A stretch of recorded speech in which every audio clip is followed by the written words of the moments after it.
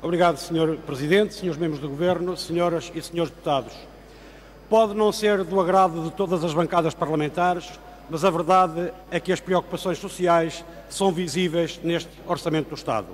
Há, de facto, neste Orçamento, um esforço para promover a justiça social e para cuidar dos nossos valores ambientais. O aumento das reformas e pensões, o aumento das prestações sociais, o fim do PEC para as micro, pequenas e médias empresas, a redução de custos para os utentes no valor dos espaços sociais, os incentivos à mobilidade sustentável ou o reforço de vigilantes da natureza são sinais claros de que este Orçamento transporta consigo um esforço para procurar caminhos no sentido do desenvolvimento sustentável do país. Não estranha, por isso, que este Orçamento não tenha a simpatia daqueles que pretendiam perpetuar o empobrecimento dos portugueses e as políticas de austeridade e que continuam a entender que os rendimentos e os direitos que foram retirados às famílias não deveriam nunca ser devolvidos.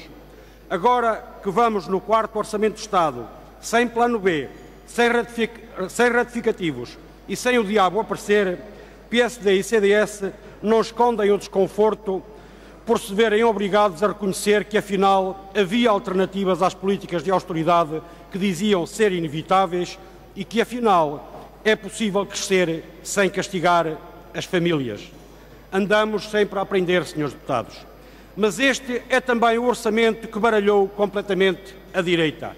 E baralhou desde logo porque PSD e CDS, na corrida do desespero de quem vê fugir o poder, fiaram-se na Virgem e apostaram na vinda do diabo, e sucede que o orçamento da última sessão legislativa, pelos vistos, chegou primeiro.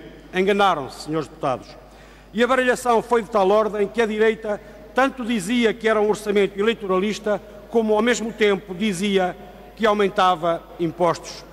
Até ao último dia de discussão deste orçamento, agora mais esquecidos do que baralhados, PSD e CDS manifestaram muita preocupação pelo interior, mas esqueceram-se de referir os serviços que encerraram por todo o país e o que fizeram, por exemplo, com o transporte aéreo entre Vila Real e Lisboa ou com o túnel do Marão. Preocupados com as pequenas e médias empresas, mas sem referir a facada que representou para milhares de micro e pequenas empresas a passagem do IVA na restauração dos 13% para os 23%. Preocupados com a qualidade dos serviços públicos, mas sem qualquer referência ao desinvestimento e à sangria de recursos humanos que o governo anterior provocou na administração pública e nas empresas do setor empresarial do Estado, que, recorde-se, estiveram 4 anos impedidos de contratar pessoal. E, por fim, preocupados com a autonomia do poder local, mas sem referir que este orçamento, ao contrário dos orçamentos do PSD e do CDS, não contém nenhuma norma que obrigue os presidentes de Câmara a ter de pedir autorização ao Ministro das Finanças para contratar um funcionário. Esqueceram-se, senhores deputados. Esqueceram-se, mas nós lembramos. E lembramos que neste orçamento a ideia que fica é que a direita cativou o bom senso e consolidou a demagogia. Senhor Presidente, senhoras e senhores deputados, este Orçamento do Estado não mostra apenas que havia alternativas à austeridade. Mostra também a importância de avocar para este plenário o centro da discussão política e o centro das decisões, o que certamente não se verificaria se o PS tivesse maioria absoluta.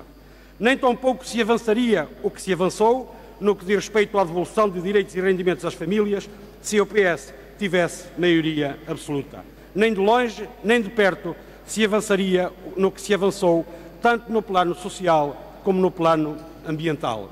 São as virtudes da democracia a funcionar e ainda bem, porque hoje temos um orçamento substancialmente mais justo, com o contributo dado em sede de especialidade, nomeadamente pelos verdes, em matérias tão importantes como a saúde, a educação, a cultura, a ferrovia, o bem-estar animal, a conservação da natureza ou a mobilidade sustentável.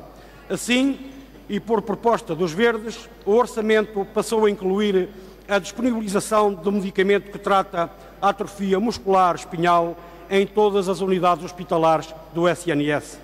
A eliminação das barreiras arquitetónicas, redução do número de alunos por turma no secundário, um significativo reforço das salas de educação pré-escolar particularmente nos municípios mais carenciados, o reforço das verbas para o apoio às artes, a redução do IVA nos livros, jornais e outras publicações digitais, o reforço da verba para apoiar os centros de recolha oficiais de animais nos processos de esterilização de animais, os incentivos para a utilização da bicicleta elétrica, o reforço dos meios humanos para a conservação da natureza e da biodiversidade, a eletrificação da linha ferroviária Casa Branca-Beja ou a elaboração de um estudo de viabilidade para a construção da ligação ferroviária da estação de Porto Alegre à sua zona industrial.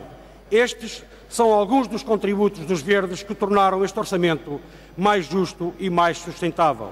Um orçamento que poderia traduzir mais avanços, porque ainda há muito caminho para andar e havia condições para ir mais longe, nomeadamente ao nível dos direitos sociais e, desde logo, na valorização dos salários, mas também ao nível do investimento nos serviços públicos e nas funções sociais do Estado. De facto, e terminando como começamos, a discussão deste orçamento não fosse a forma sagrada como o PS continua a olhar para o déficit e as outras imposições. Vou terminar, Sr. Presidente. Não fosse a forma sagrada como o PS continua a olhar para o déficit, não fosse a forma como o PS continua a olhar para as PPPs ou para as ajudas à banca, certamente que a conversa seria outra. Assim, este orçamento acaba por dar resposta a alguns dos problemas do país e dos portugueses. Os avanços podem ser poucos, é verdade, mas também é verdade que o caminho é o certo e, por isso, os Verdes votam favoravelmente este orçamento. Muito obrigado, deputado.